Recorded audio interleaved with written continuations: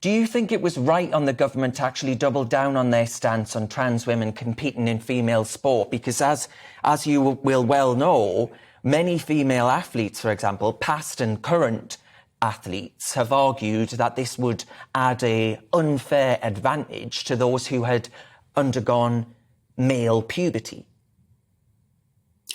Well, it's difficult, isn't it? Because sport is, on the one hand, all about fairness and all about inclusion. And that's certainly part of the physical activity that when we're all growing up, particularly, is part of the healthy education and healthy fitness that we all should, as young people and as teens, go through and be involved in sport. And in fact, many sports we are all involved in up to puberty. We are often involved in mixed sex sport. I've had friends who were female who were the kind of the goalkeeper of the boys' football team until a certain age. But then male puberty does take over and give you an unfair advantage if you stay competing with girls. So there is a reason why there is a protected category of girls-only sport in order for girls to be able to compete with girls, because otherwise if they were only competing with men for the rest of their lives, they would always be pretty much coming last on the podium, except for some outstanding and exceptional athletes. And at the end of the day, though, in professional sport, though, it is about elite sport. And elite sport is always going to have the best of the best. And if someone goes from being among the best of the best in male sport, even if they transition, they're still going to have a physical advantage if they then enter female elite sport. And so that then is unfair. Yes, so you don't actually agree with the sentiments expressed by Emily Bridges there. That was basically, the argument, Katie, around not asking for special treatment, I personally found that quite odd, because I think being allowed to participate in cycling as someone who has underwent, as we just discussed there, male puberty, you are asking for special treatment. Yeah, and I think it's a little bit disingenuous. I also do think that many trans people, and as someone who is trans and has come out the other end, whilst you're going through those processes, you are inevitably, to a degree, blinkered.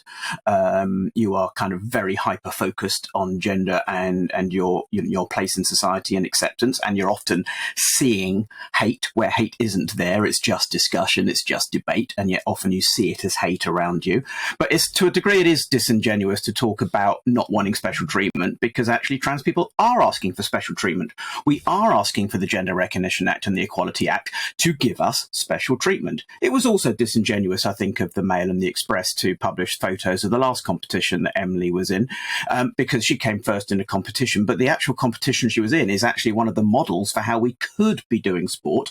It was an open category sports event in which they tried to match up cisgender women, women born female, and trans women, and tried to match them in physical categories where they were equivalent. And in fact, they were doing that based not upon the athletic rules about the level of testosterone, but literally just trying to match people. And they had multiple categories based around physique, amongst other things. And so the women entering that particular category were also entering a knowingly, avowedly trans-inclusive competition.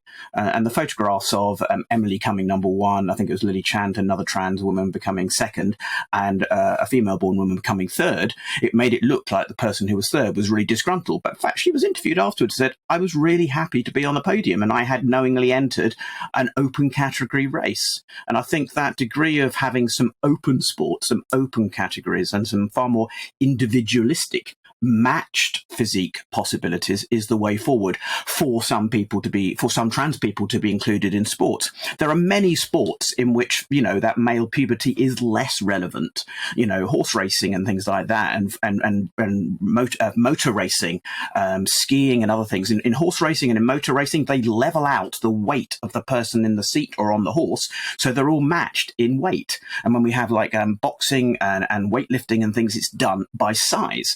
So there are many sports where we actually divide less by gender and more by physique. So that may be a way forward in some competitions.